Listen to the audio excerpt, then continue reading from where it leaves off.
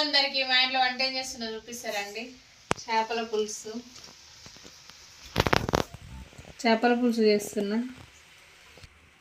ఇందులోకి వేయించి దంచుకున్న ఉల్లిగడ్డలు,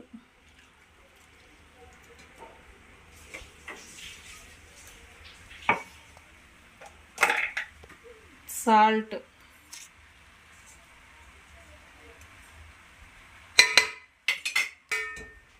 అల్లం వెల్లుల్లి పేస్ట్,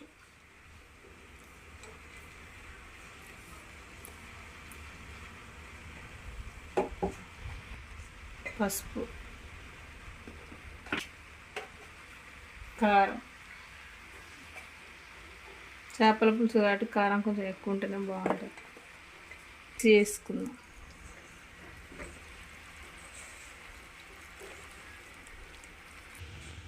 ఇవన్నీ మిక్స్ చేసేటప్పుడు ముళ్ళు గుచ్చుకుంటుంది, జాగ్రత్తగా కలుపుకోవాలి. ధనియా పౌడర్ కొంచెం వేస్తాం.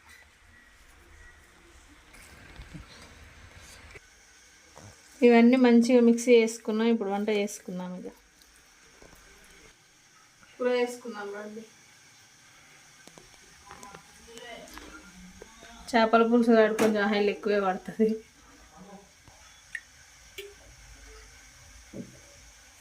ఇందులో కొంచెం జీలకర్ర వేసుకుందాం.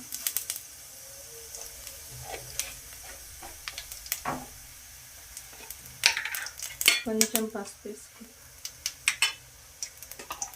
రెండు మిర్చి వేసుకుందాం. మంట సిమ్లో పెట్టుకొని ఇప్పుడు వేసుకున్నాం. ఫిష్ వేసుకున్నాం.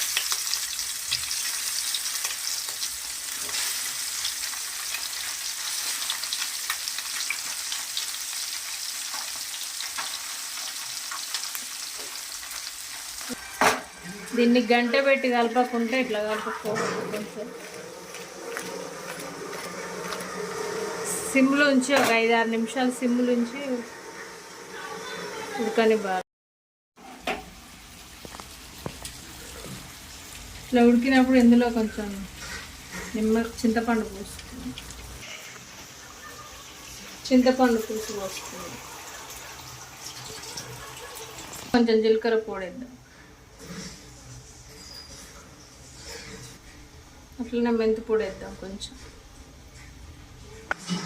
ఇందులో పైనుంచి కొంచెం కరివేపాకు, పచ్చిమిర్చి స్లైసెస్ లాగా చేసుకొని పైనుంచి. పులుసులో కొంచెం పచ్చిమిర్చి ఎక్కువ ఉంటేనే బాగుంటుంది. లైట్గా అట్లా ఇట్లా కొంచెం అలా ఇలా తిప్పాలి. పైనుంచి కొంచెం కొత్తిమీర వేసుకుంటాం. అంతే అండి, టేస్టీ చేపల పులుసు రెడీ.